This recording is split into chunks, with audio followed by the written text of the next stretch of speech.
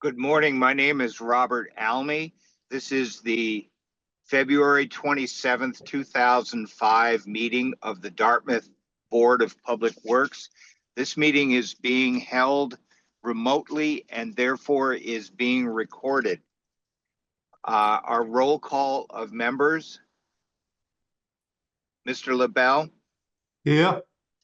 Mr. Ganji, Yes. and my name is again Robert Almy, and I'm the chair. We have a quorum. I'd like to welcome our new member. Rob, excuse me, Rob, Mr. Chairman. Mike's last name is Gagne, by the way. Gagne. I'm sorry, Mike. No problem. I'm not much remembering names or their pronunciations, so I apologize. Problem. So with that, I'd like to request that Mr. LaBelle, as the board clerk, read the items as we go along. First, Mr. LaBelle, thank you, Mr. Chairman. First item on the agenda is to approve and accept the warrants for the bills payable period ending January 27, February 3rd, 10, 18, and 24 of 2025. do I have a motion? I would so move. Motion by Mr. Gange. Do I have a second? I will second that motion. Second by Mr. LaBelle. How do we vote, Mr. LaBelle? Aye. Mr. Gagne? Yes. The chair votes yes. Motion is approved. Next Uh, item. Approval and accept the payrolls for the week ending February 1st, 8th, 15th, and 22nd of 2025. Do I have a motion? I would so move it. Mr. Gagne has moved. I will second do that. I have a second by Mr. LaBelle. How do we vote? Mr. Gagne? Yes. Mr. LaBelle? Yes. Chair votes yes. Item is approved. Next item is Approve and accept minute meetings for the following meeting dates: January 23rd, 2025. do we have any comments on the minutes? I do not. I do not. Do I have a motion? I will make a motion to accept the meeting minutes for the following meeting dates of January 23rd, 2025. Motion by Mr. LaBelle. I will second the motion as chair, since we are the only two that were present at that meeting. Mr. LaBelle, how do you vote? Aye. Mr. LaBelle votes aye. Chair votes aye. Minutes are approved. Next item. Old business, A, discussion of CWMP. Mr. Barber? So, Sandy Waterman, our assistant director, has been working on a draft CWMP RFP. We met with Chairman Rob Almy last week to discuss the draft. There were some comments that are currently being revised, included the addition of on-site septic systems, near-shore communities, estuaries, as well as watersheds and subwatersheds listings. And the draft is being revised currently per the comments, and we'll share the RFP with the board once the draft is completed for review. Mr. Barber, do you expect that to be shared with us at our next meeting? Yes. All right. Hopefully prior to the next meeting. I encourage you to circulate that draft to the board members well ahead of time. There's a lot of material in there. Yes, there is. Okay. Board members, my understanding of the CWMP is that it will focus on the need for upgrading of our sewer collection system and wastewater treatment facility. But there's a need to deal at some level with some of the communities that are and areas that are served by septic systems. To the extent that any board members have an interest in this, I encourage them to discuss the scope of the CWMP with the department staff. Will do. Thank And you. then, if I may, just, once we do, advertise the RFP, we'll create a committee to review the RFPs, once they are received. Tim, is there any kind of timeline on this that's critical? I mean, it's critical, because our most recent CWMP is from, 2012, and we desperately need to upgrade the wastewater treatment facility. So, those are the criticalities of it. As far as expediting, the CWMP, we really want to make sure that we have everything included that we need to review and study during the wastewater management plan. And so once I'll distribute it hopefully prior to the next meeting, so we can review it, and then any comments we'll go back and revise, and hopefully get this out within the next couple months. Okay, I just want to mention this briefly. Like the chairman, I'll be traveling next month. So the sooner you can get that to me would be helpful for me. Absolutely. Yeah, before we leave this item, I want to make it clear, I view this as a once in a decade opportunity to really look at providing water quality services to the town as a whole. And my own opinion is that the time horizon for this needs to be 20 or 30 years at least. Even though that future time horizon may not be in a great amount of detail, we at least need to talk about it in public and think about where we're going as a town. There's been a lot of pressure on the Cape having to do with nitrogen in particular, but I think it's worth taking a broad view at this point. So that's my own opinion. All right. Anything else from board members? No. All right. New business.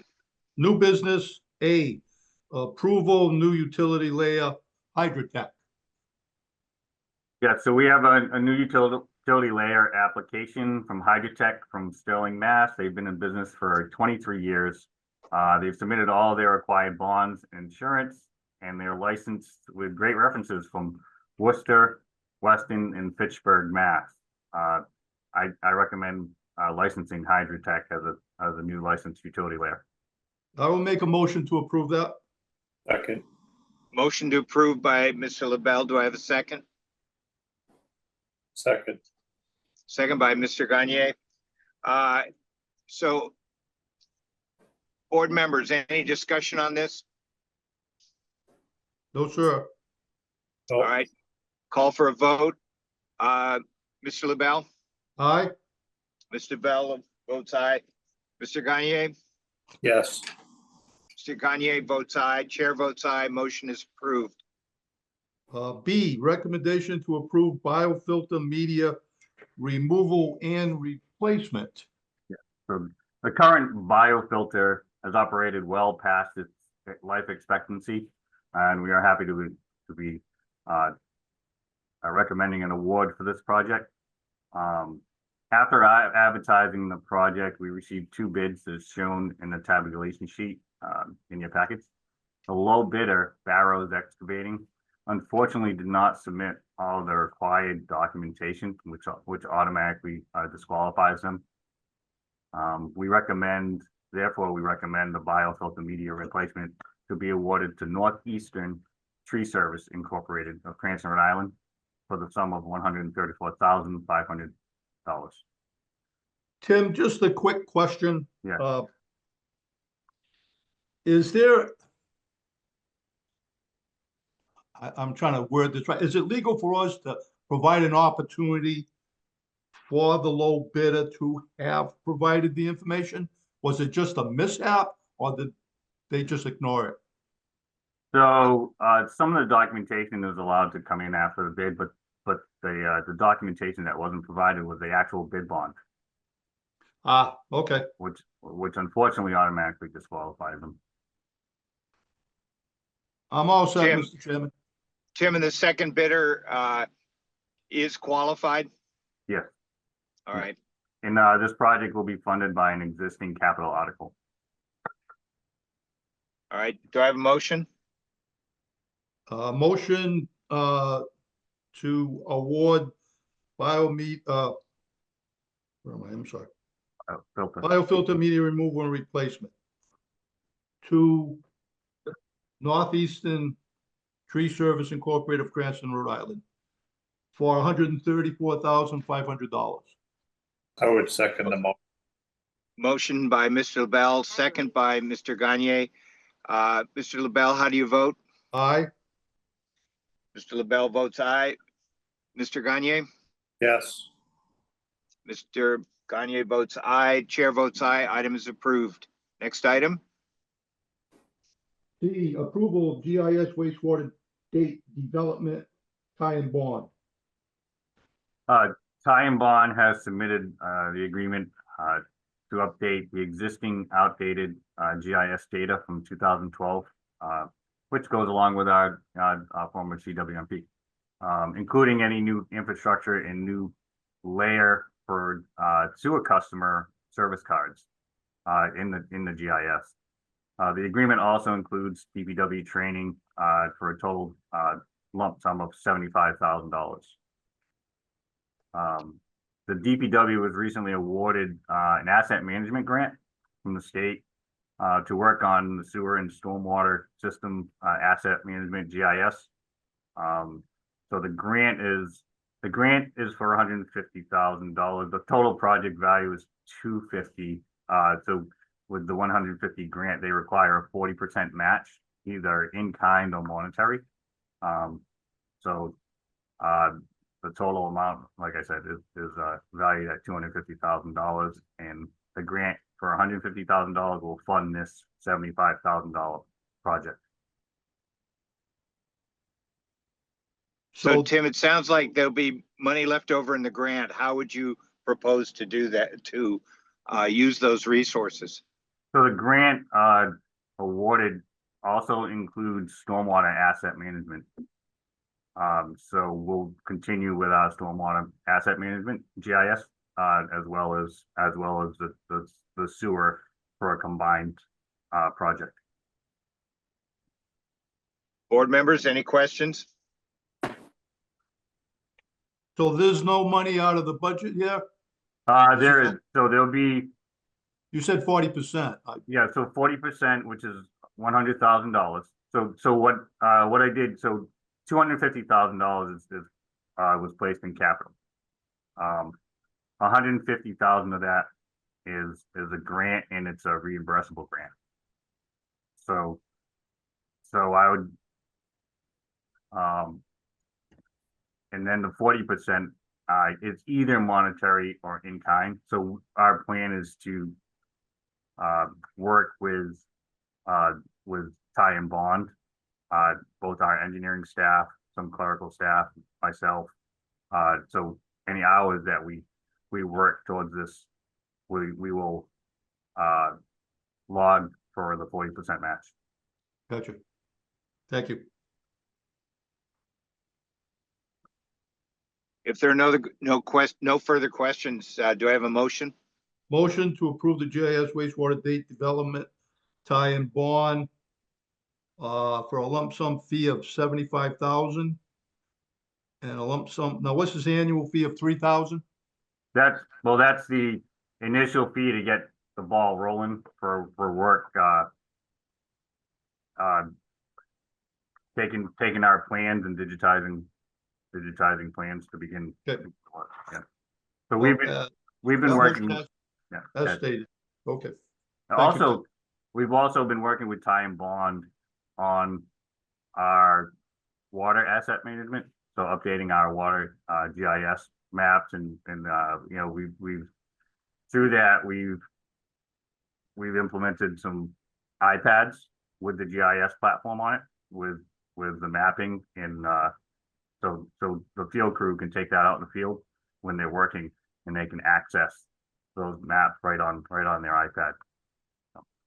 And that'll be implemented once this is complete as well. So those iPads will be updated with the sewer information and eventually the stormwater. Okay. So I have a motion. Do I have a second? second, Second by Mr. Gagne. How do we vote? Mr. LaBelle? Aye. Mr. Gagne? yes, Chair votes aye. Motion is approved. Next D, item, D, discussion of budget and capital improvement plan. So Tim? so we've been working, you know, to put the budget for FY26 and the capital improvement plan together. You've all been distributed the budget books. And I did present the budget to Finance Committee on Thursday, February 20th. And I'm also scheduled to present the capital improvement plan to the CIP committee on the 14th of March. So I'll be working on that presentation. So, you know, we have the finance committee commented that they had requested some new items this year and a new type of way of presenting. So one of them was to add multiple years of the budget from FY23 through FY26. So we had done that, but in the meeting, they asked us to update it and add the expenditures as well for those years. So we updated that information and I did email it to y'all for your budget books, as well as the narrative that I read at the finance committee that has some of the metrics in it. And if I can share my screen, I'll put that comparison sheet up here.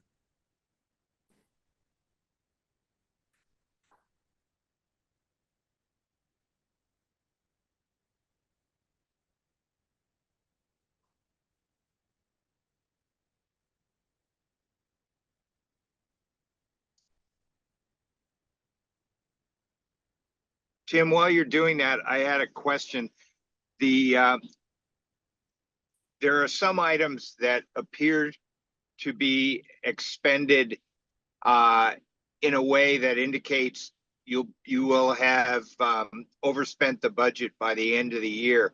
Are there some items, because of the nature of the expenditures, tend to be weighted more heavily in the first part of the fiscal year? There are, like in the highway, for instance, the solid waste bags. So through the SMART program and the pay as you throw program, our bags. So we get a better pricing if we purchase those up front and in bulk. So we do that every year in July. So that money is spent right at the beginning of the fiscal every year. And, you know, then then we have a lot of vehicle maintenance. Some of it's unexpected. You know, during snow and ice season, we have a lot of repairs to do. So typically, those also we had in water. You know, we had a number of mechanical failures, mostly due to storm events. So, you know, we had a storm that took out a transformer at one of our well sites. It took over 12 weeks to get new transformers in, and when they arrived, one of the transformers was actually damaged. So we had to send it back and get a new one shipped. So that took quite a while. And then, recently another storm took out the same wells and one of the new transformers again. And as well as the wiring and the pump motor. So it's been a fun year with storms and mechanical failures. So the first storm that actually took out the transformers, we had requested through Eversource to see if they had any spares to lend us, and they actually didn't have any spares because they were out looking for transformers for a number of power outages. So along with that, you know, we still have a couple of our Pinelli wells still offline. So we ended up pumping a lot more water than we expected from the city of New Bedford again this year. All right. So on this, this is our comparison. It's been updated from the ones in your book. The ones in your books, some of the FY26 budgets weren't updated as we updated the budgets. So this one is fully updated. So, you know, it'll show that you'll always see an increase in salaries based on step increases and cost of living increases, new hirings. But down at the expenditure lines, you know, you can see the admin budget was level funded, as well as the engineering budget was level funded. And moving down, the highway budget had a 9.7% increase. And most of these expenditure increases are based on line items that have been in the red for a couple of years now, and we've been trying to level fund as much as we can. But we're also trying to true the budget to make sure that, you know, we're actually funding those items. And a lot of it, you know, had to do with, you know, since COVID, we've had huge increases, you know, across the board. You know, parts for vehicles have, you know, increased insanely. Chemicals for wastewater and water treatment. Our asphalt, you know, our asphalt costs went up 60% this year, and that was for the lowest bidder. So, you know, these costs continuously continue to rise. So, you know, we're trying to chew this up a little bit. You know, is there room for some, you know, cutback? There may be. You know, we can look at fine tuning this a little bit, yeah, if the need comes. So moving on to snow and ice, there was a 9.9% increase in snow and ice.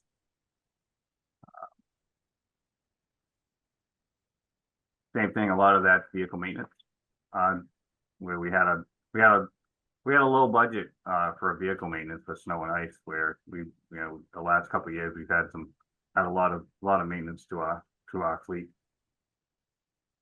Solid waste expenditures, we looked at 13.1% increase. Going down to recycling, 10.7% increase.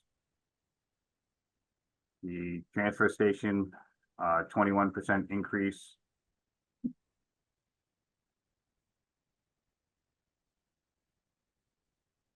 The construction division, 35.9% increase. You know, and that's a high increase, but the budget's really low. So, you know, that the last year's budget was $25,100. This year we're proposing $34,100 for expenditures, and a lot of that's equipment maintenance and fuel.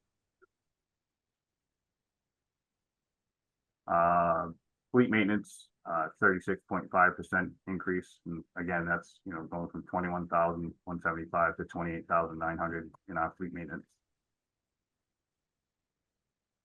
The sewer water pollution control budget expensive, it's a 0.8% increase, which was you know, which is surprising, you know, based on the, you know, the age of our facility. But, you know, Dennis did a great job with his budget and keeping it as level as he can. You know, moving down to the sewer budget, we have an 8.3% increase proposed, and the water budget is a 22.8% increase.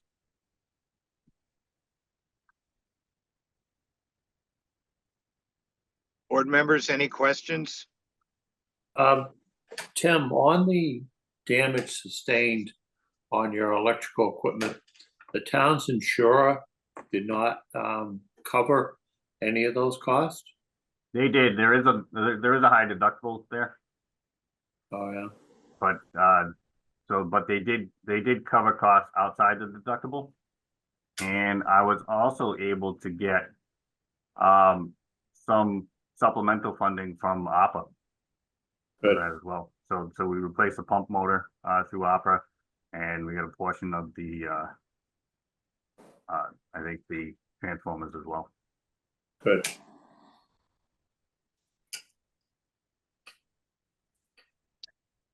Any other questions, board members? Not at this time, thank you.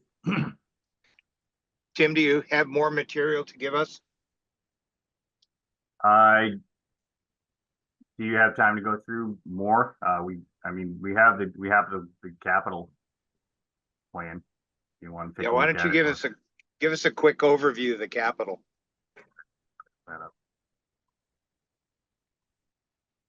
Hey, Mike, I know this is kind of coming at you fast. So I invite you to spend some time with Tim and his staff if you think you see anything that you want to discuss.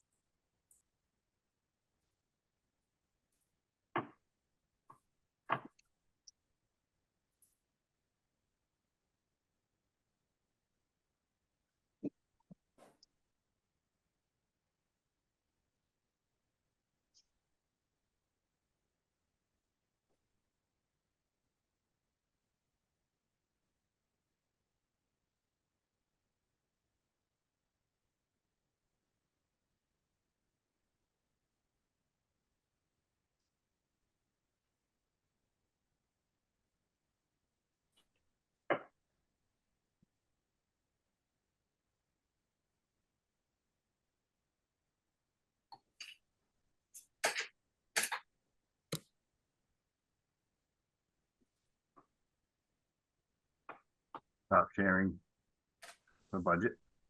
Now share that with admin.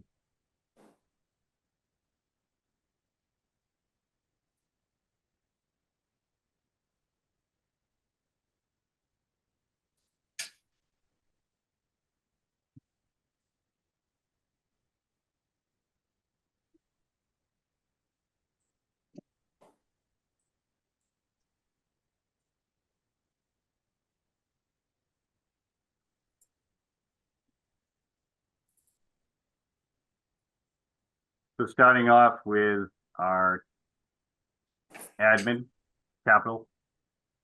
So this year, the capital committee and finance committee requested a 10-year capital. In the past, we've submitted 5-year capital plans.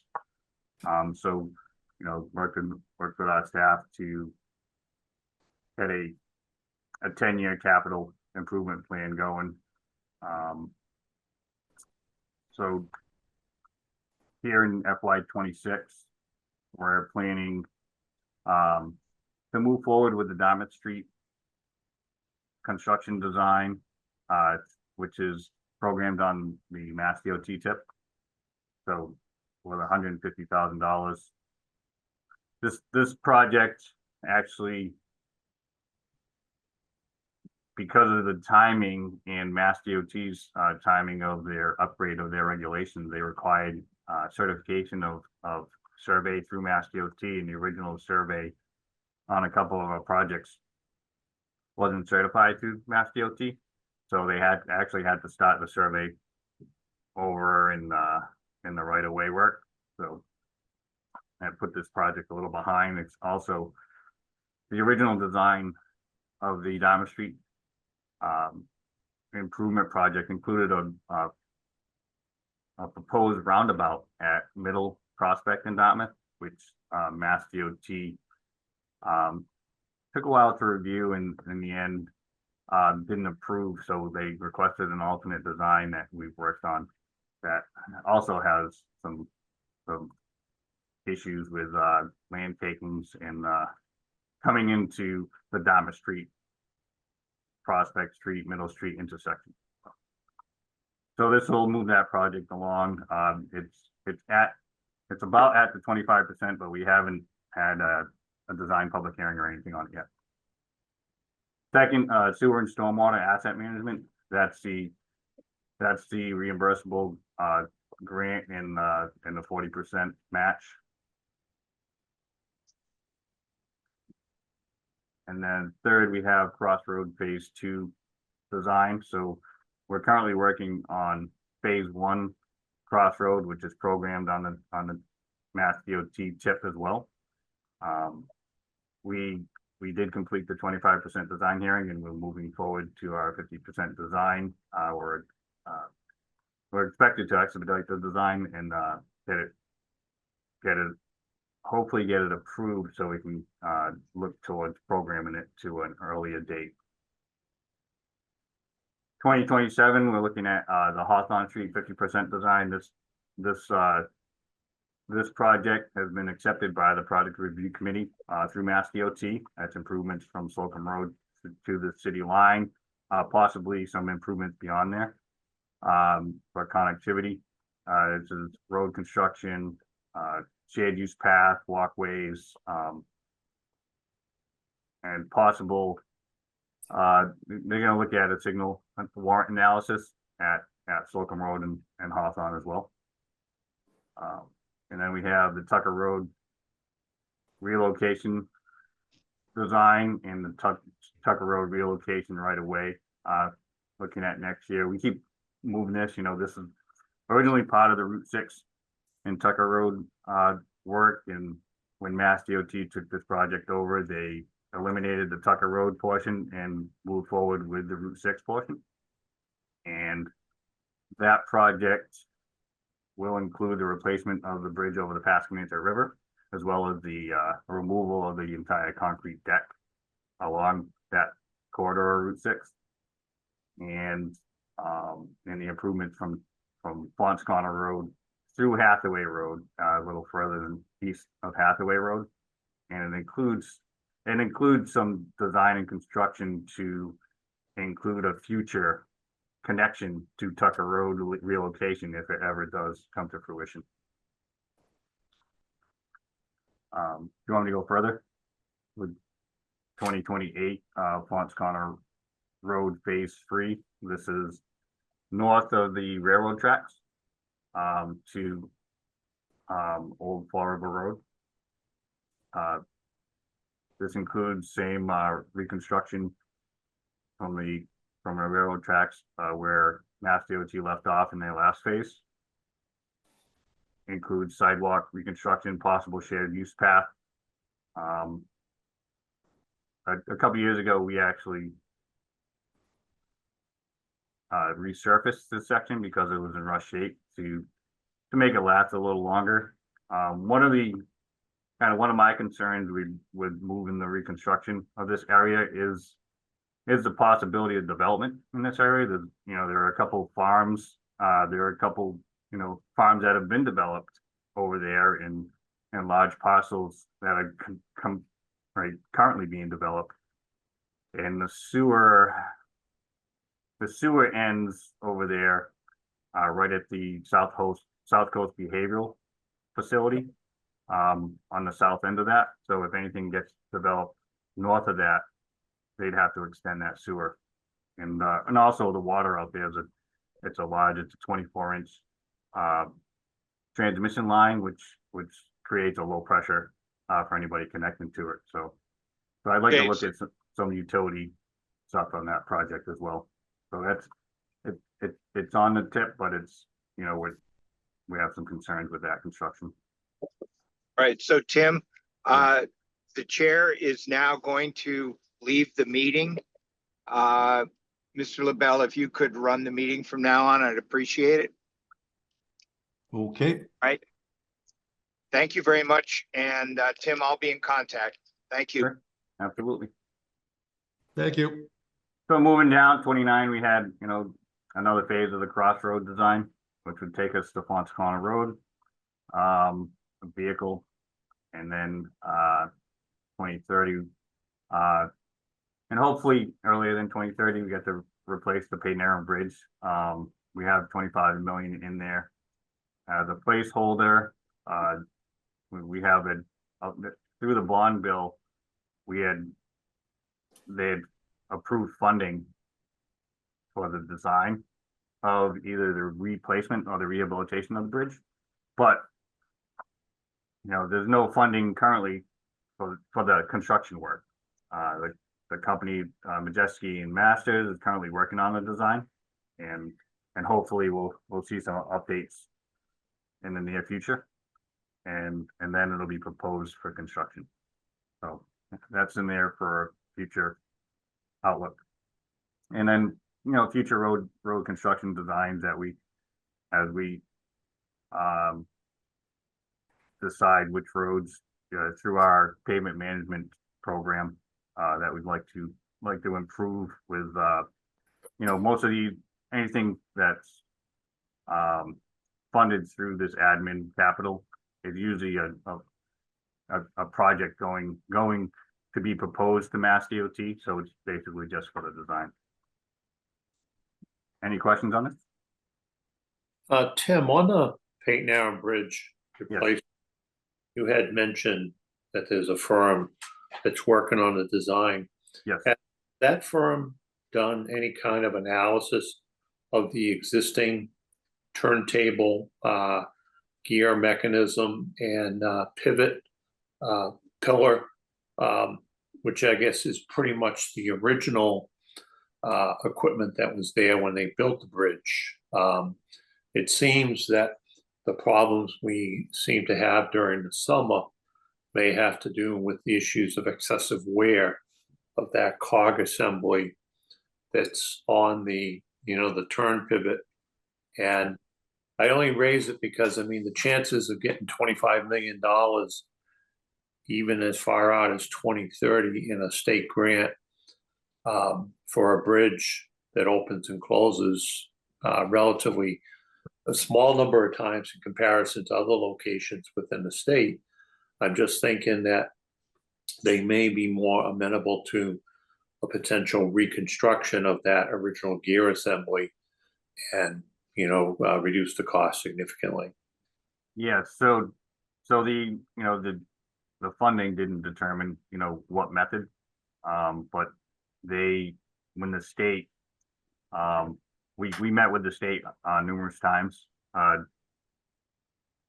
for this project, and they are aiming towards rehabilitation, so which would include the reconstruction of the center pier and all the mechanicals. Good.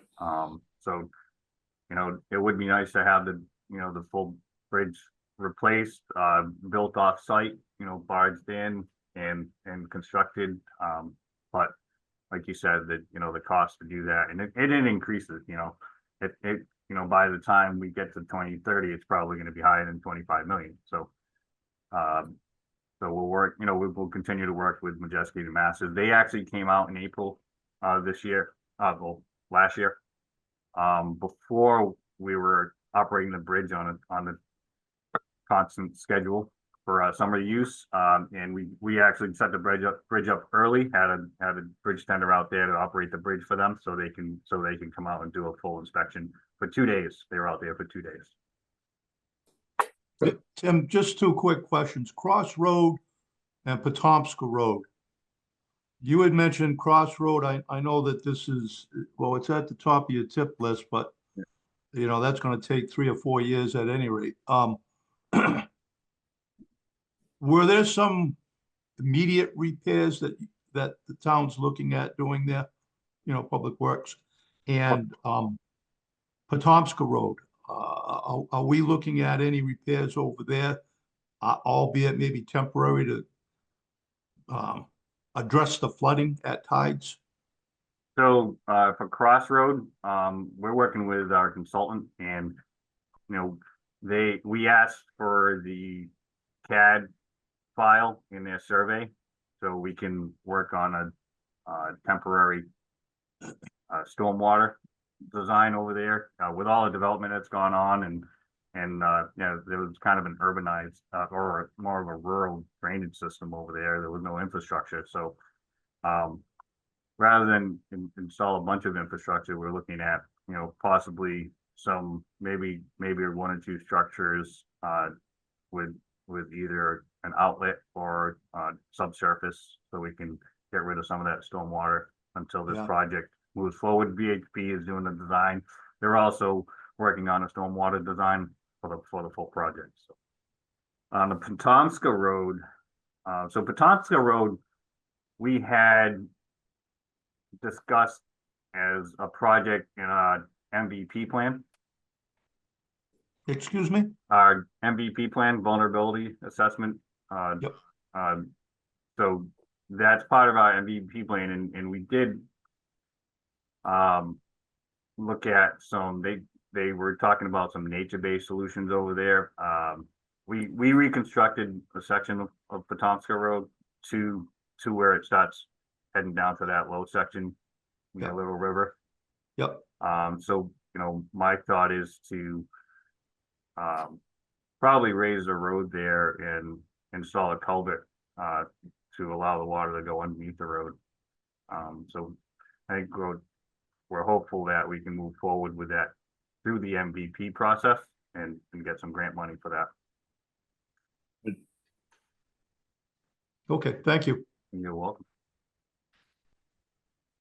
Anything else? So that was the admin. So let's move on to the book.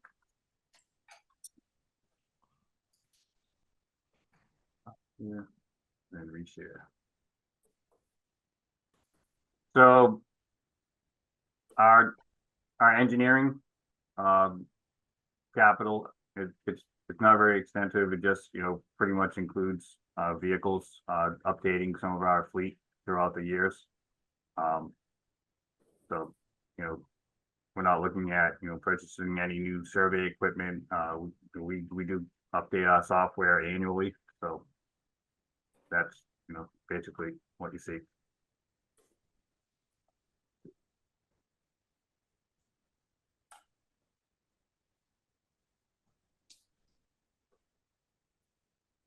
Highway moving forward.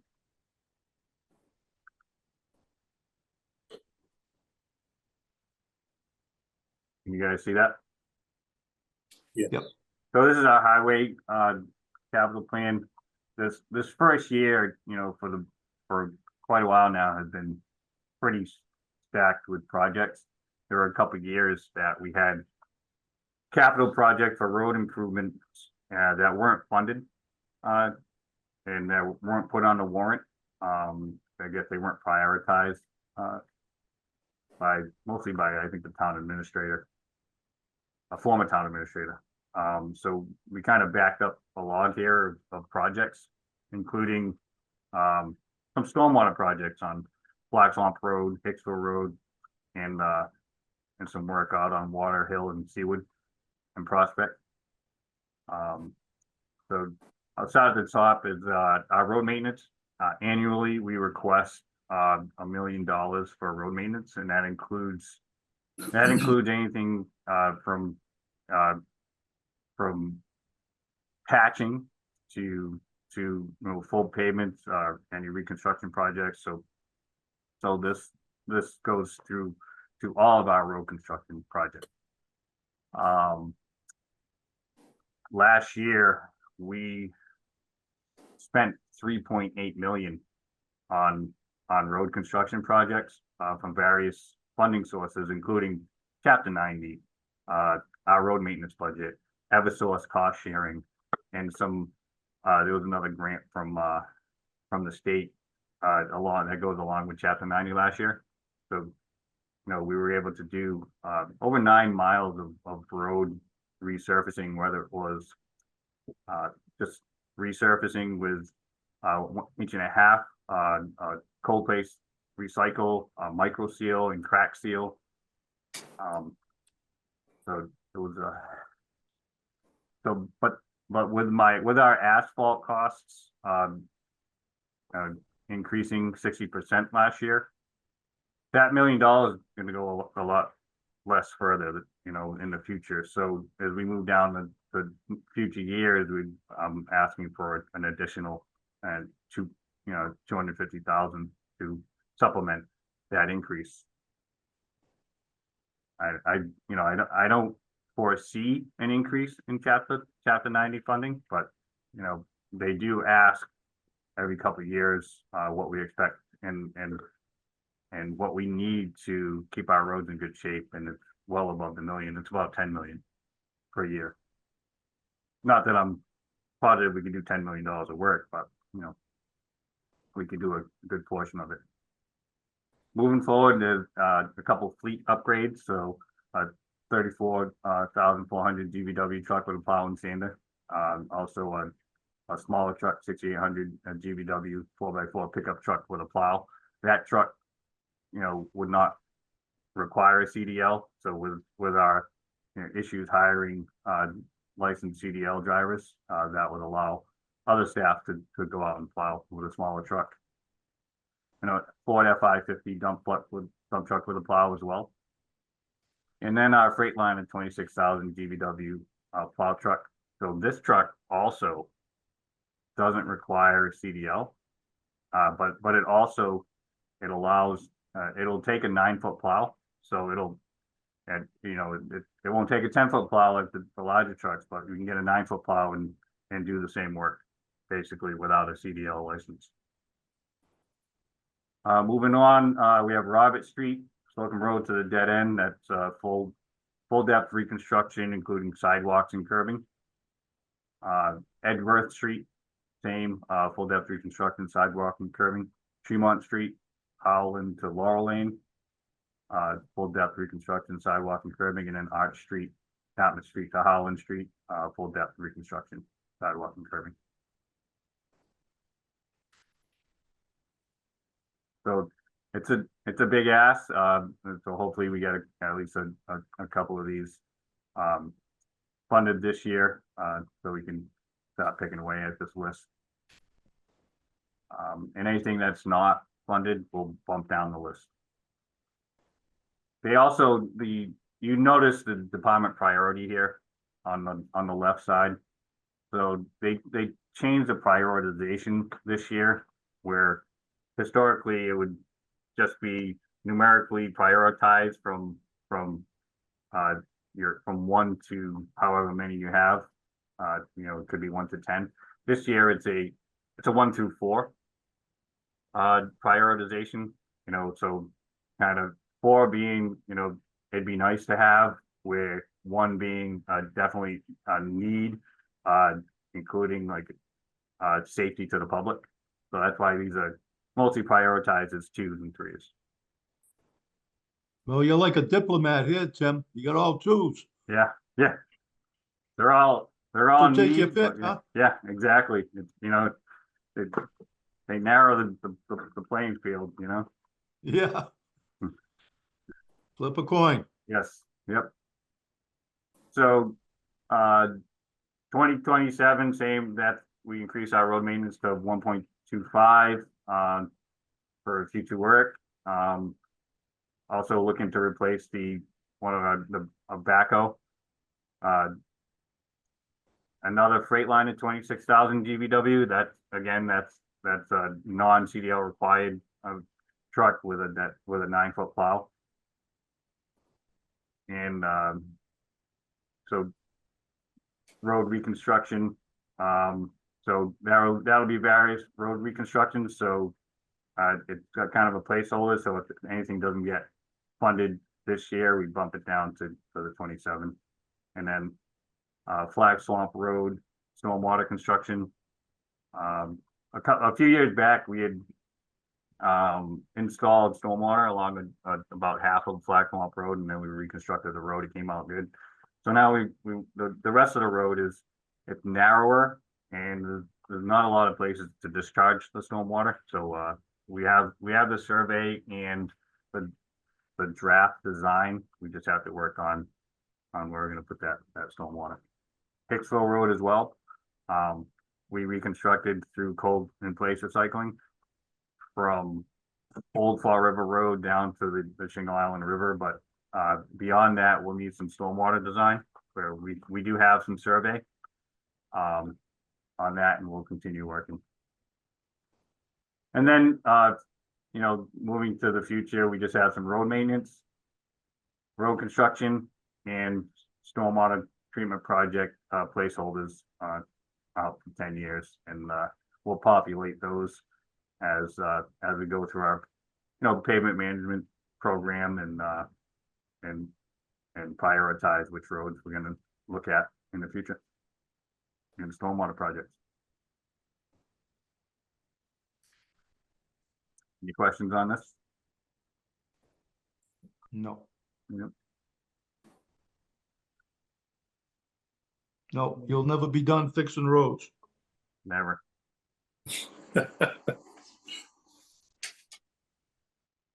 And it's never going to get cheaper. No.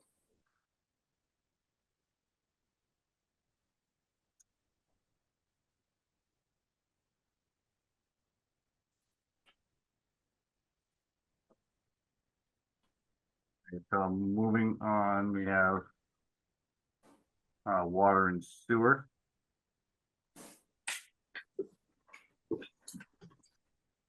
Right. See that? Yep.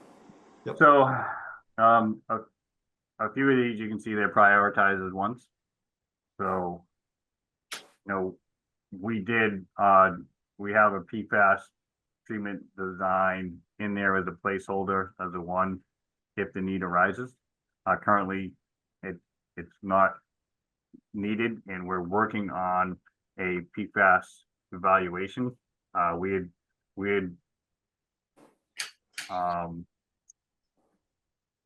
had contracted with Weston and Sampson to do analysis of sampling, and we funded a sampling program through the Bristol County APA program for the PFAS specifically.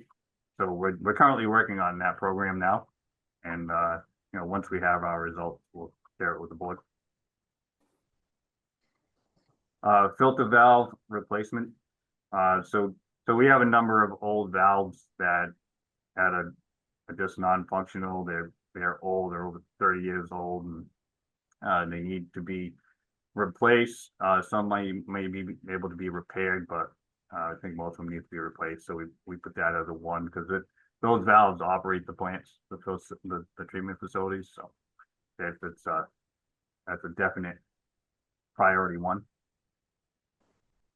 Also, we have over at the Fonts Corner Road pump station. We have a centrifugal centrifugal pump rebuild for $47,000. You know, the city of New Bedford wants to do some work at that pump station. They actually want to replace the water meter since it's pretty old over there. And so also through Bristol County APA, we were funded to install an insertion valve over there because that station, when it was built, it wasn't built with an isolation valve outside or inside the pump station. So in order to isolate that pump station right now, we have to go a couple thousand feet down the road to shut a valve, which is going to shut down a number of residents for a couple of days for that work to take place. So I know the city looked at possibly bypassing, but they don't have enough pipe to bypass that. So like I said, we were funded with an insertion valve project. So we're looking at taking care of that this year and this pump rebuild as well. Moving on, the 579 Old Westport Road Water Treatment Facility Construction Administration Services. So this is a one because this project has been funded through Bristol County Opera as well. You know, in that, it's been awarded, and they're working on submittals now and starting the project. And we contracted with Weston and Sampson for a phased construction administration, where this would complete the construction administration throughout the rest of the project. So Mike, if you're not aware, the upgrade project includes 4-log or contact pipe installation, which will two of our wells at the Pinelli site have been offline for a few years due to a heavy rainstorm. I'm sure you know, back when Mattapoisett, Fairhaven, I had a boil water order. I think Yeah. it was due to water intrusion, contamination into the wells from that storm. That same thing happened here, but you know, due to our number of wells and our redundancy with our connection with the city of New Bedford, you know, we were able to shut those wells down and not stop production and service to our ratepayers. The only thing with our Water Management Act permit, we can't sanitize those wells and test them and turn them back on without a boil water order or 4-log. So this will enable us to turn those wells back on, and also we're installing a clear well as well to help with the water quality. Next, so that's also one. So next are 2 Route 6 water main replacement.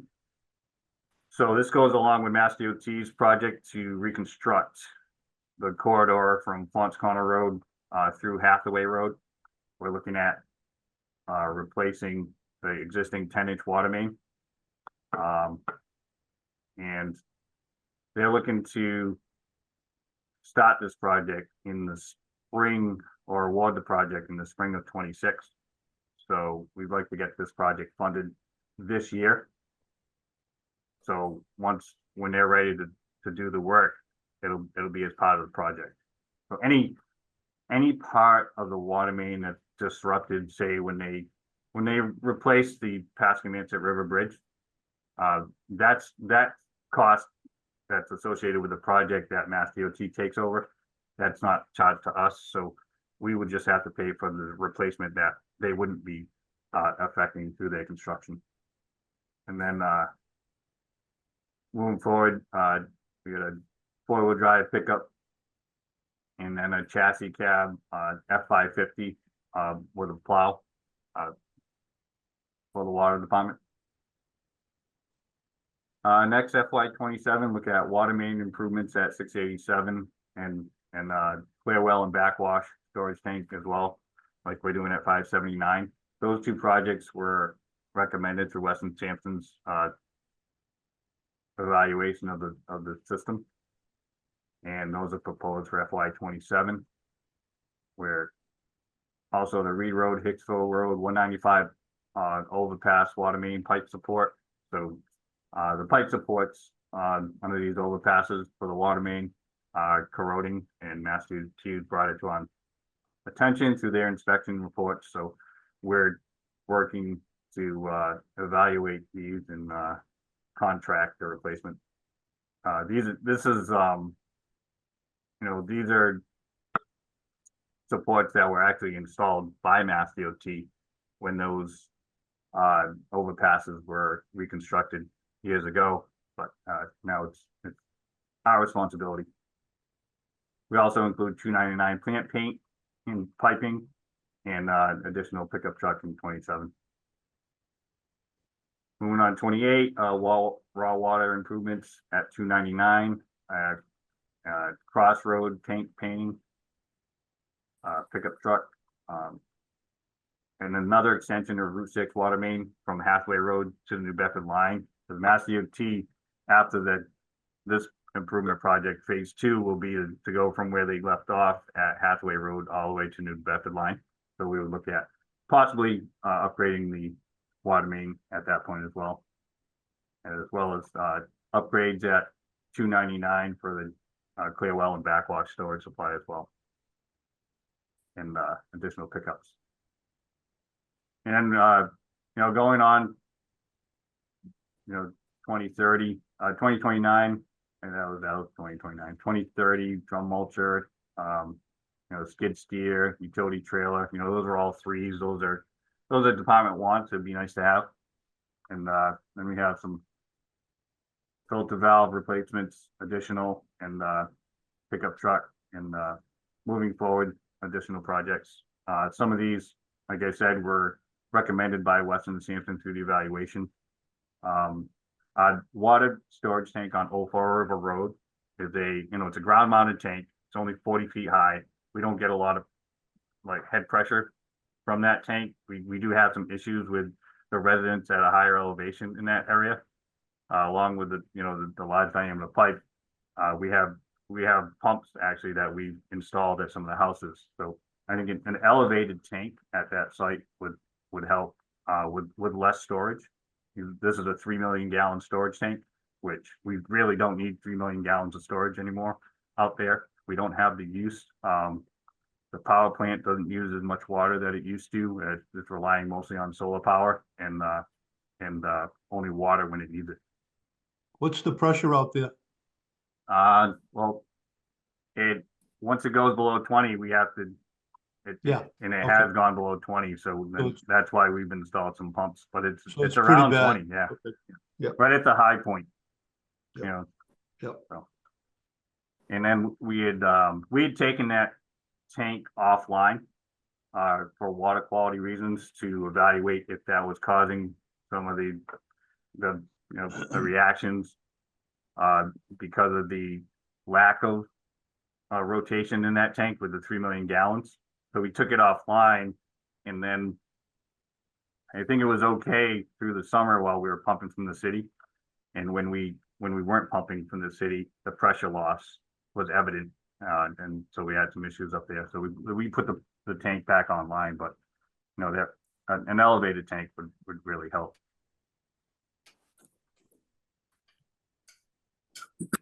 And then, moving through 2032, some replacements of meters, future meters, as our meters will be kind of getting out of their life expectancy. Some equipment, lawnmowers, utility trailers, other vehicles.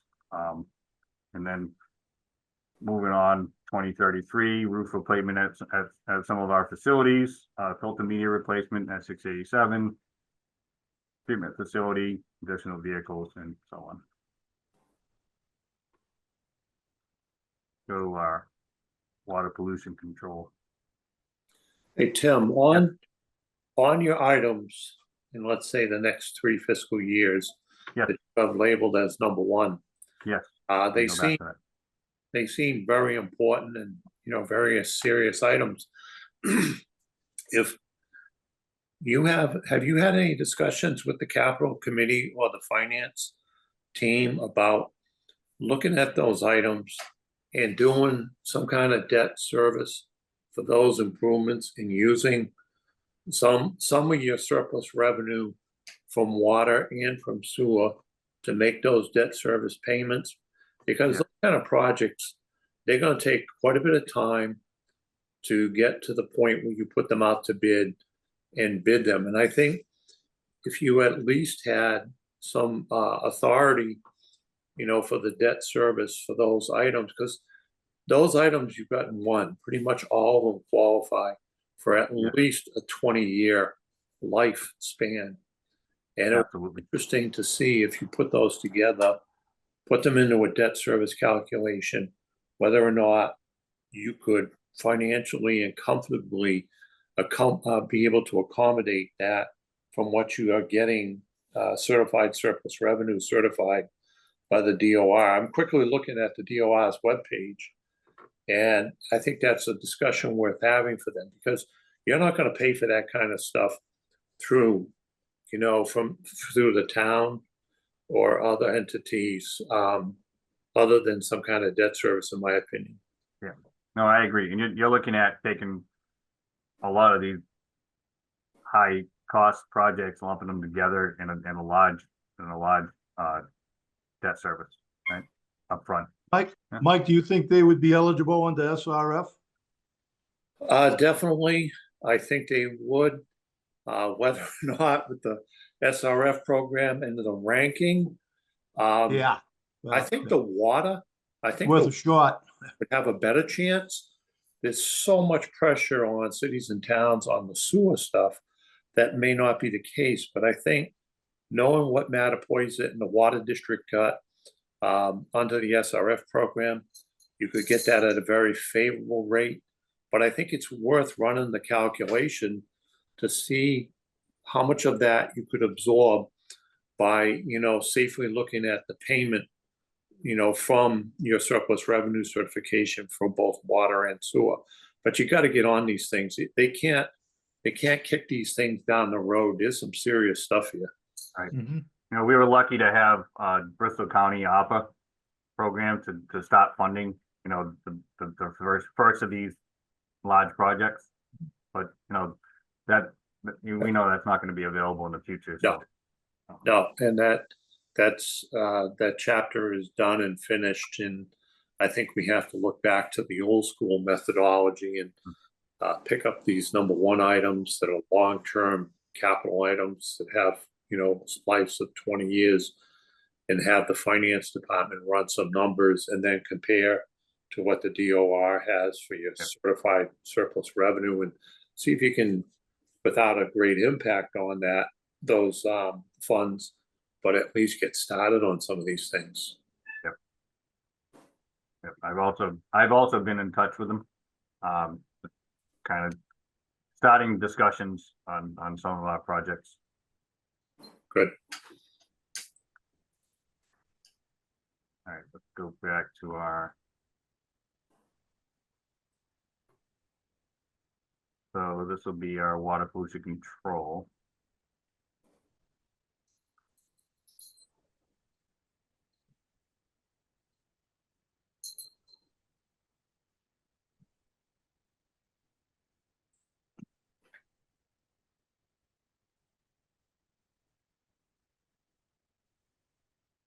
All right, so this is our water pollution control capital improvement plan. I also see a lot of ones here.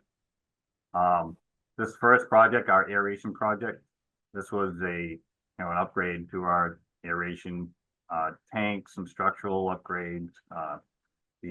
Move into a fine bubble aeration to improve the aeration. All pumps, piping, motors. It's a big project. We did include some additional work for nitrogen removal and valve replacement. But this project went from an estimated 2 million to an estimated 6 million pretty quickly. And so we do have some funding. I think we have about 1.3 million for this project, but this is one of the projects that I was reaching out to discuss SRF funding. So this project's at 100% design, ready to be advertised, but due to the cost, we need to fund it.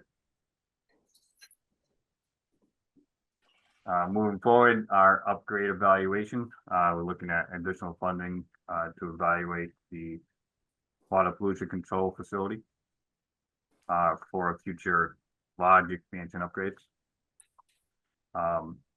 II remediation. So every year we request some II funds, which go into our inflow and infiltration projects. This past year we did a pretty extensive infiltration and inflow study, and we're looking to move on with the second phase to really get to find out where the inflow and infiltration is coming from and recommendation for mitigation.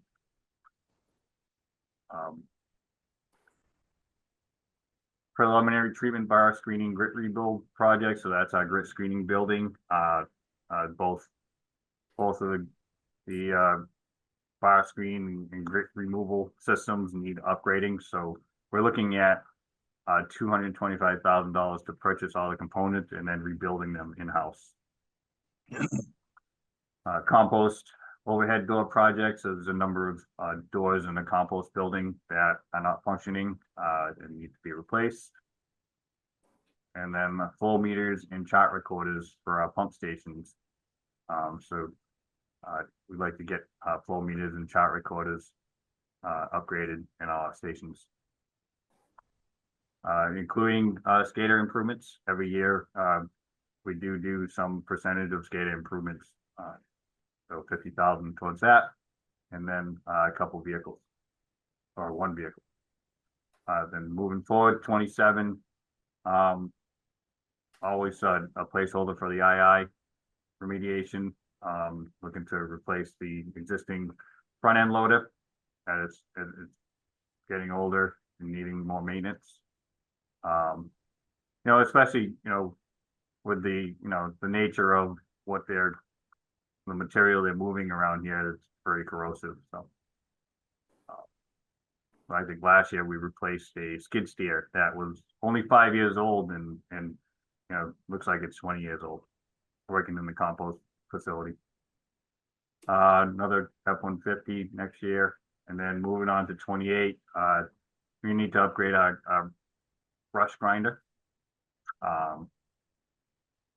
or replace our brush grinder from the existing. And this is all the brush that comes into our facility from the residents and commercial that we mix with the compost and sell that product. More II remediation, another vehicle, and then somewhere in the 2029, 2030 range, we're looking at a wastewater treatment facility, large scale upgrade to increase capacity here at the plant and upgrade a lot of our aged components. And then continue with II remediation and equipment. Any questions or comments on water pollution control? Oh,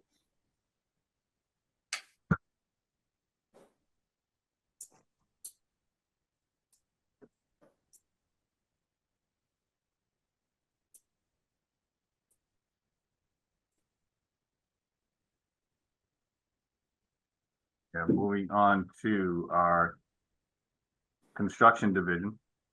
The construction division, we're looking to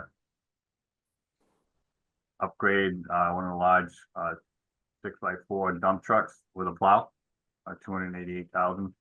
A new front end loader, replace the existing front end loader, and an electric rack body truck with a lift gate. So,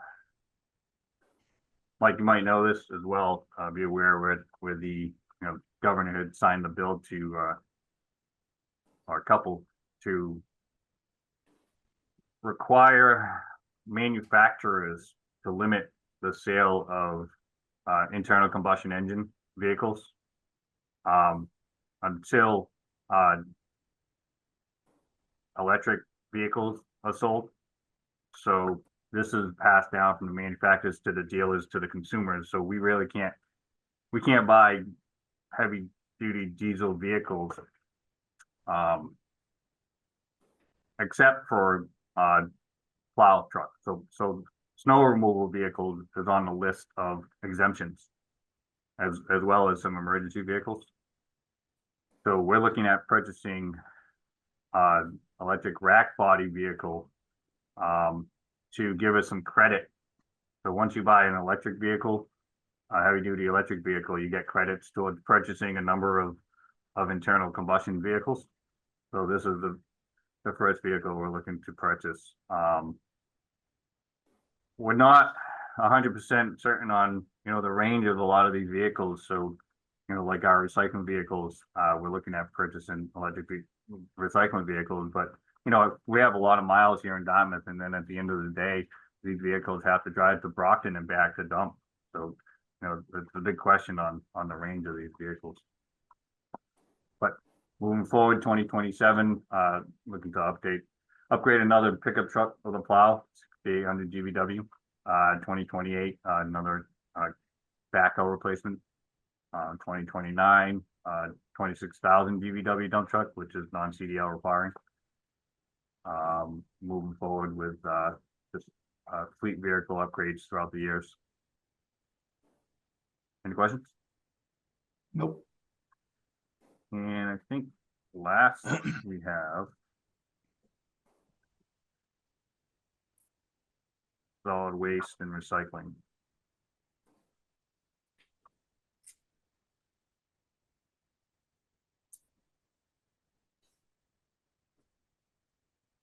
All right, so this is our solid waste and recycling capital improvement plan.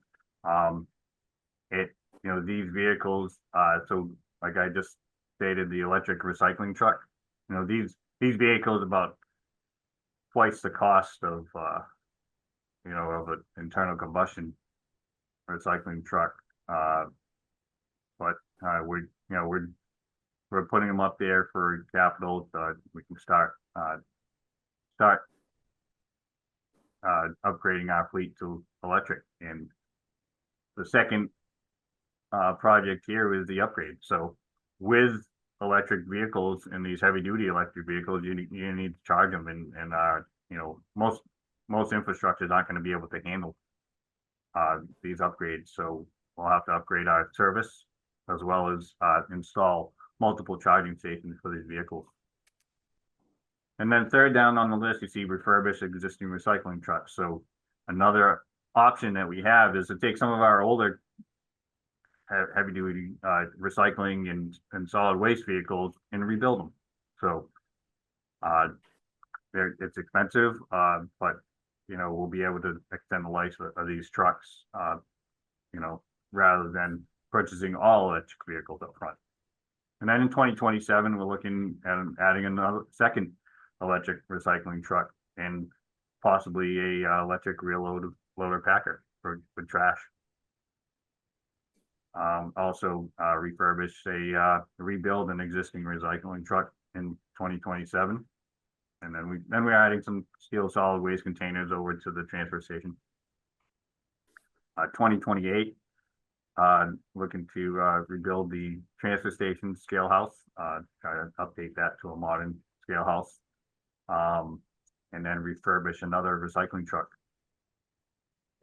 And then as we go down the list, we're replacing some of our older trucks with electric recycling trucks, like in 29, and we're building some of our solid waste packer in 2031, another electric recycling truck.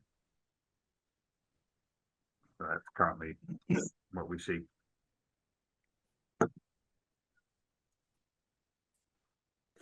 Any questions, comments? How I don't. far along are they on these issues of electric vehicles for heavy capacity trucks? Have you been able to see any historical information on that? I'm always worried about being on the front end of the rollout of some of these things and the problems that seem to arise. It's tough when you're only following California, but I know some of the I know one of the local haulers, I think it could be Waste Management, where they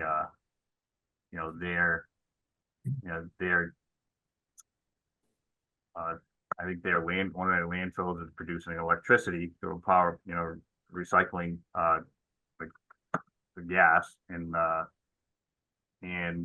they're powering the electric solid waste vehicles and using them electric vehicles. So it's being done. I just don't know, one, the range, and then how long these last, and what the maintenance is, and the cost to maintain these. Once the batteries start going, what's that cost? New York City purchased hundreds of packers and recycling trucks about a year ago when they're one of the first ones. They even went and put plows on them. They're pretty much taking them off the road. But the way that the mass law states, you have to, at this point, start preparing to make the adjustment. Range, not this. Range, that's what I'm worried about. It's almost like Tim said, we're gonna have to run 2 for 1. Like the electrical upgrade. Most of the grid system right now, they're laughing at it. They don't have the capacity That's why across the state of Massachusetts, you don't see no large charging stations for trucks, and they're required. But we have to start. I mean, they have other communities, California, Arizona, they're running electric, but they're running a little different than we do. I don't know how long without weather. Look at the winter we had, the cold. Right, we got to plug in all our trucks even now. You know, you coming from the weekend, the cold, you got to play with the hydraulics to get that fluid moving. Don't know, but we got to make it. They're not. Any chassis right now in the state of Massachusetts being sold that's diesel is prior to 25 build. Anything after 25, it's exemption, like Timmy said. Standards, plow trucks, and sweepers are exempt. But I still have to fill out it. I will still have to, if I want to purchase one, a sander or a plow truck, 2025, still gonna have to apply to the DEP to get permission for an exemption, even though they gave you an exemption. Yeah, New York, they purchased, you were one of the first ones that purchased hundreds of recycling trucks and packers, electric ones. Like I said, they even put plows on them. After the first year, they kind of just started rolling them out of the fleet. They got their credits. This is a multi-state hack that was done years ago, and I don't think anybody was paying attention until it came up in this section to us. Like I said, I mean, the recycling truck, I mean, the reduction in yardage is only an 18 yarder versus the 32 yarder I got now. I think the issue with any kind of rollout of something like this is that the state needs to put up the money for a vehicle that they put in the municipality for a 1-year period, and you see what happens with that versus just a mandate. I think they should be paying for it, and we could, you know, certainly have that vehicle if they were to pay for it, put it into operation, and see what happens through a full 1-year period. That's doesn't make any sense all of a sudden to make these capital investments, and all of a sudden you find that because, you know, 3 of the 12 months you're in the teens in temperature, and a stop and go constant, you know, cannot be accommodated by a single battery charge in a day. Right. And I think, you know, like you said, the state should put up some money, kind of similar like you remember years back when we actually had the leased electric BMWs there. They were through a state grant, and it was actually, you know, supplemented because they were trying to get these electric vehicles out into the municipal fleets. And I think we paid, you know, it was like $45 a month per vehicle. So, you know, if they could supplement the cost of these vehicles, even if they wanted add them as a lease, you know, which with a low cost that we can, you know, we can try them out and see if they actually work. Exactly. The thing is, though, like I said, the state mandated they haven't. Remember that questionnaire, Tim? It was due this March. They gave us a year to list all after up of a certain weight. That they wanted so they could develop an infrastructure, right? Yeah. That was it ahead of it, so the state could figure out what they need for infrastructure. Well, they took the list, came out with the mandate, and have developed an infrastructure. So any of these electrical trucks on the road, if they needed to go get off the road to grab a quick charge, there's nowhere to do it. Nowhere to do it. And now with the new administration and up in Washington, they're not installing any new EV chargers on there. So I don't know. It's just the range is very poor. And you imagine with the ones we get to put weight on these, stop and go. I don't know. Is there going to be? I see more use of the rack truck. We'll be able to do more. The only reason we'll do that is because we need the credits. Like at least I think they're going to give us 4 credits. We buy an electric rack truck, we get 4 credits for diesel. For 4 diesel. So we're hoping to. I don't know. I'm hoping they'll change it, or like Mike said, maybe to give it a year. They have to develop the infrastructure. And like I said, all the energy grid operators are saying there's no way they can get any more juice for these big chargers. There's no way. And just It's my experience with the electric cars that we had in our fleet for 3 years. You know, there's a big difference that I noticed with the range from summer to winter. So Yeah. where, you know, and they weren't, you know, the best range. They, you know, they only came with like, I think an 80-mile range. But in the winter, you know, I was lucky to see a 50-mile range Yeah. on a charge, you know, so it fluctuates. So if we're, you know, we may have to throw extra vehicles on in the winter because of the, you know, the reduction of range due to the temperatures, you know, so there's a lot of questions and concerns. Yeah. Your safety lighting, Tim, going off, those flashes on all the time. Like, there's a lot of questions right And now. then as you add, you know, climate control into these, where you're using electricity for either AC or heat, you know, it lowers the efficiency of the vehicle. So hopefully some of these questions are answered in the near future. Okay, what else you got, Tim? So, let's see, that's it for capital in budget. If anybody has any questions on any of that. Good job, very well presented. Thank Yeah. you. A lot of questions, but nothing we can answer here. Right. I guess we can move on and Committee agenda. updates? So does anybody on the board have any committee updates? I have nothing, and Rob's not here, so I would move to F, director update. So I do have a Oh, I'm sorry, go ahead. quick committee, sorry. I mean, I did update that. I presented to the finance committee Thursday, but I also met with the tree committee this week at town hall to discuss some proposed planting of 5 new trees at town hall and the possible removal of one tree that's poor shape. We took a couple trees down last year in town hall that were in poor shape, and the one we left standing to keep an eye on its condition, and it's not in great shape. So we'll possibly look at removing that tree, and they're going to plant 5 new trees. And this is kind of in preparation for Arbor Day, and they are planning to schedule an Arbor Day celebration. The Arbor Day celebrations have been scheduled at schools in the last 2 years, and they're looking to have it out at town hall this year.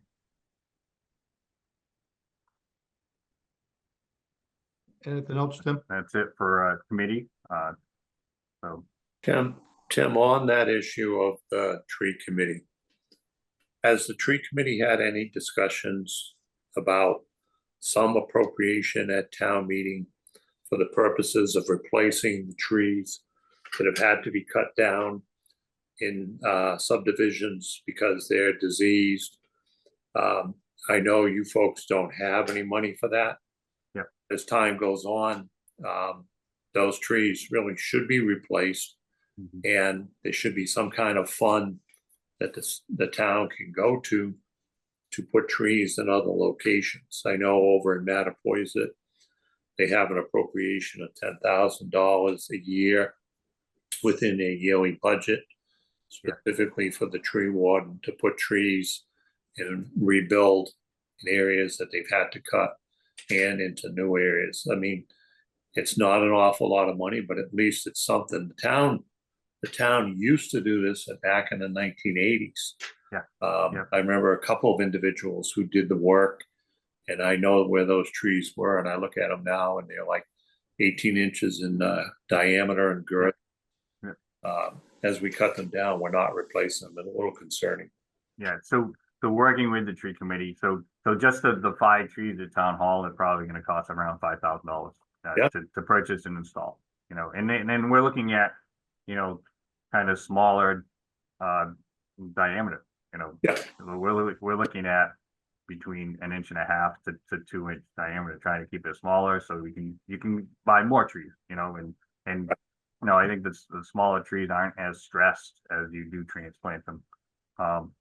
Secondly, working with the tree committee, they had gone before the select board and they had discussed a budget where they're a committee, they're not a department, so they really can't have a budget. So it was suggested that they use the DPW to budget trees. So So I did place $20,000 in the highway budget for tree work and tree planting for this year, and I did discuss that, and I presented it to the finance committee. Nice, thank you. You're welcome. So, yeah. Anything else? Next we have no, nothing more in committees. Ron. Okay, so director's update, Tim? Sure. We've been working on the Smith Road water storage tank, Smith Neck Road water storage tank maintenance RFP. Proposals were due this Tuesday. We received one proposal that we haven't reviewed yet. I had spoken to Ron about being on our review committee for this proposal as well. So if you want to stop by, grab one of the proposals, and then we can set up a schedule to meet and review. Okay, And then, well, I can see the tank from my house, so right, so that's a start in the right direction. it's starting the right direction. Also, regarding that proposal, the last couple of years, we had put some money in capital through the water and sewer capital. And this year I added funding through the operating budget, because if this gets approved, and depending on the cost, we're gonna need that money for, it's a 15-year maintenance program, so we're gonna need that money for 15 years. And then other tanks will also need maintenance. Excuse me. So moving on, lastly is the personnel update. You know, we continue to see lots of personnel, and we, you know, haven't seen many hiring in the DPW. We're up to 18. We were 16. I at 17. Then I forgot we're down one bridge tender as well. So update Mike as well. So this past year we had 3 of our highway long-term staff, each with over 38 years of service in the DPW, retired this year. They all started at the same time, and they all basically retired at the same time. And then Steve Sullivan, water and sewer superintendent, also retired with over 39 years of service this year. In addition to that, we lost 2 of our associate engineers. One associate engineer was hired as a planning director in Dartmouth, so continuing with the town. And another associate engineer was hired in another municipality as a direct superintendent of public works. And lastly, one of our administrative clerk was also took a position at town hall, hired as the payroll administrator in the finance department. So we're working hard to get these positions filled.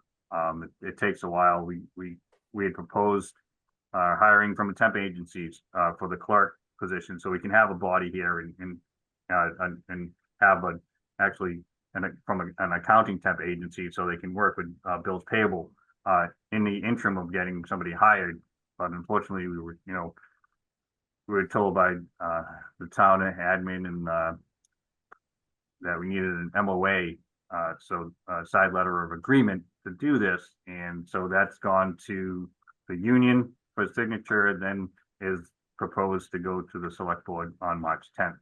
Unfortunately, well, hopefully by then we'll have somebody hired for this position, but unfortunately it left a void, for a duration. In the past, we've never had to go through an MOA, of a memorandum of an agreement or understanding with a union or the select board to hire a temporary staff. Tim, one of the things I found is that often the classification of individuals based on their job duties and their job descriptions are woefully inadequate for what the positions are in today's particular job environment. I understand appropriations been made to do no new job descriptions and a classification system.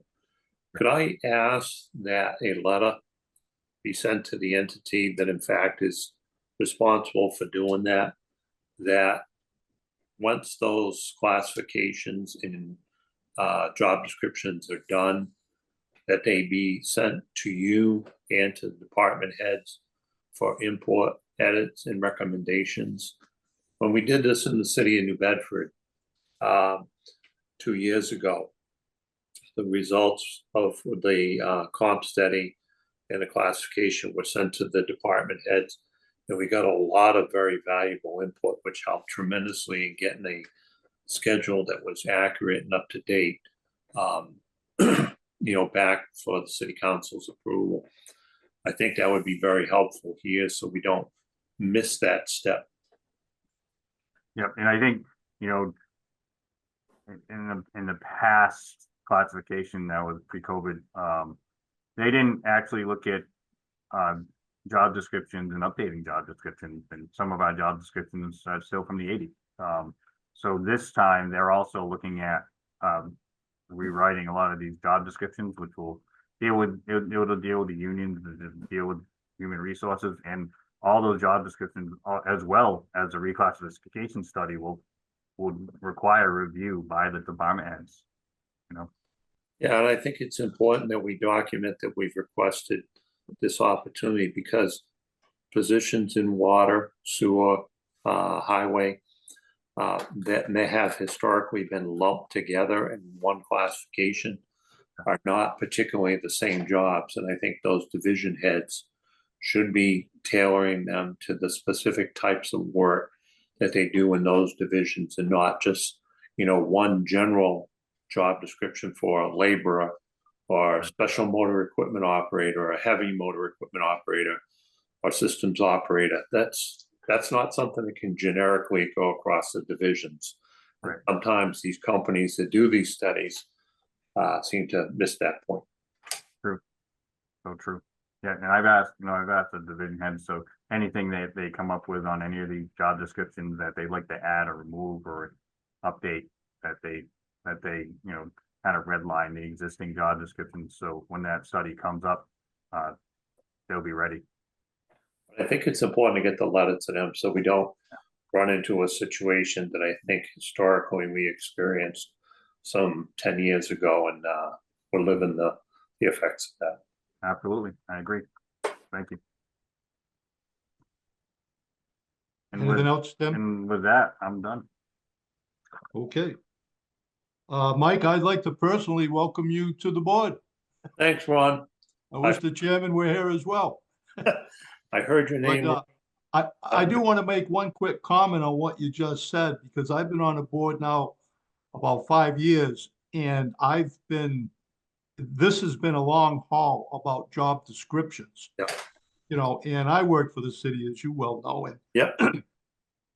even their job descriptions go back so far into just what was originally part of civil service.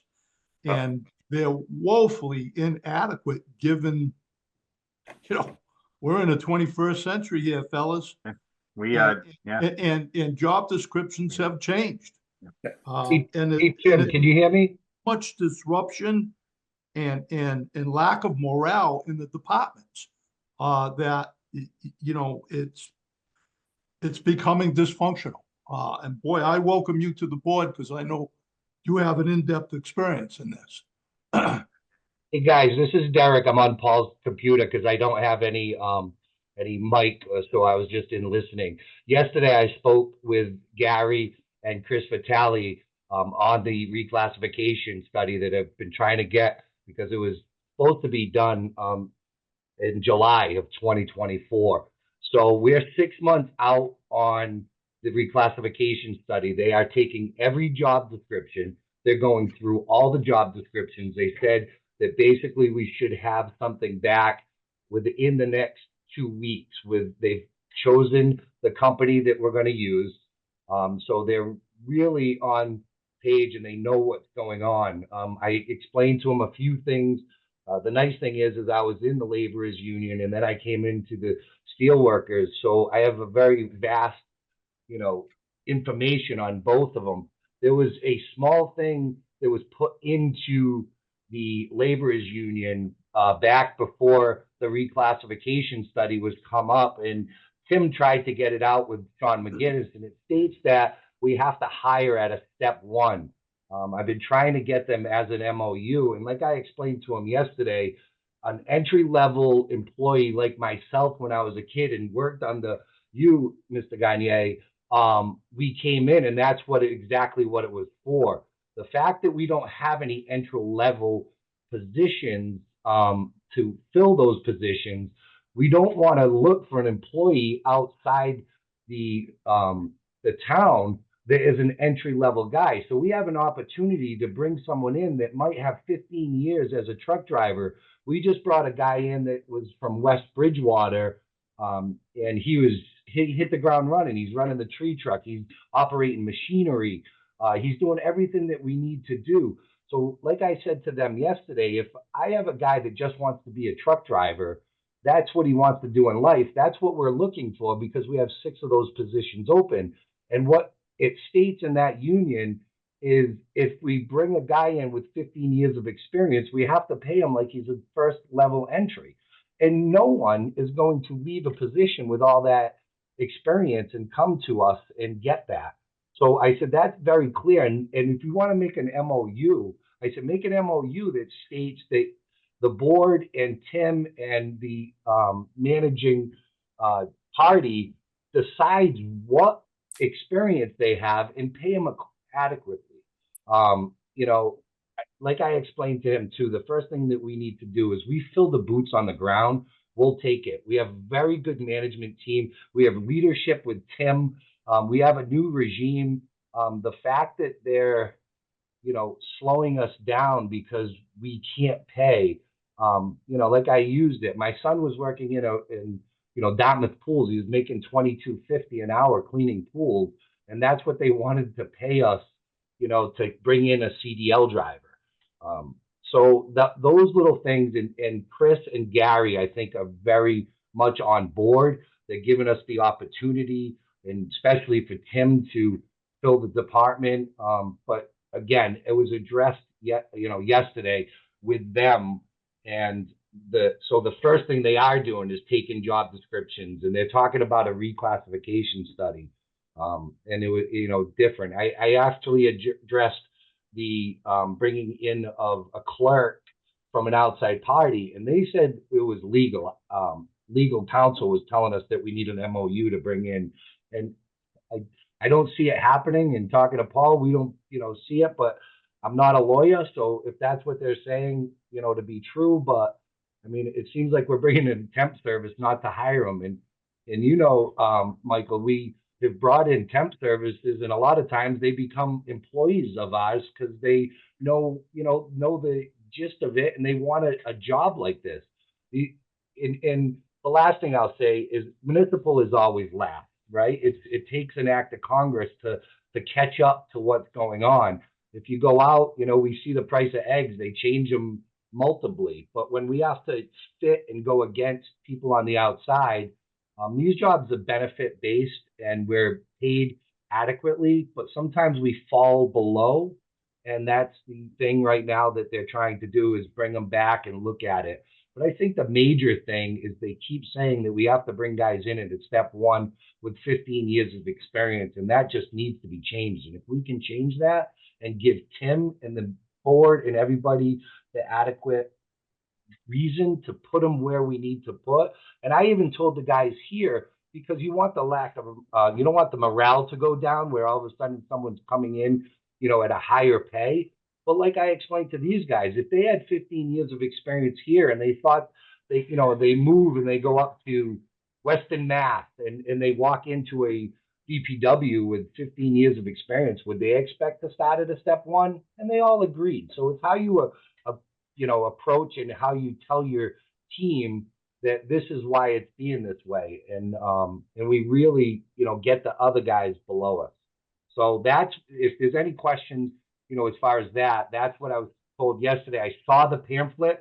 They're making me a copy of it, Tim, because I guess legally they can't give me the copy that they have. So they're gonna give me a copy and then I'll bring it to you and you can share it and you can share it with the board. Thank you. Kind of reference what, Derek was saying. So, back when the reclass was completed, in years ago, we had trouble hiring laborers, right? The pay was really low for laborers. So when they completed the reclassification, they bumped those labor pay up, but they didn't respectively bump up the CDL driver pay. They did a little bit, but there's $1.33 in between a laborer and a starting CDL driver. So there's not a lot of incentive for that responsibility to move for a laborer to a CDL position. So we have our laborers positions are full. So, those are the positions that typically will start at step one. But now once you get into these positions that our laborers aren't moving up to CDL drivers and we have to hire from the outside, like Derek said, how do you bring somebody with 10, 15 years of experience driving a truck out of step one with no benefits, right? It's tough.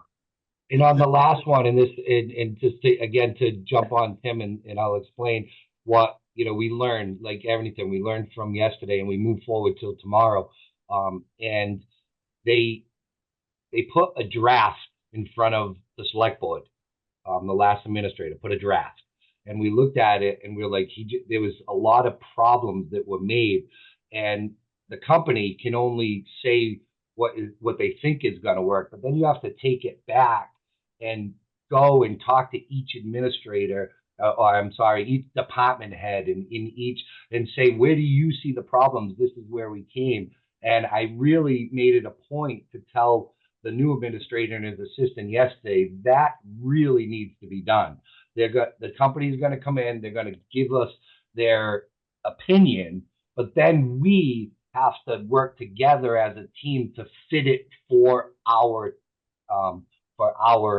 situation and in our town.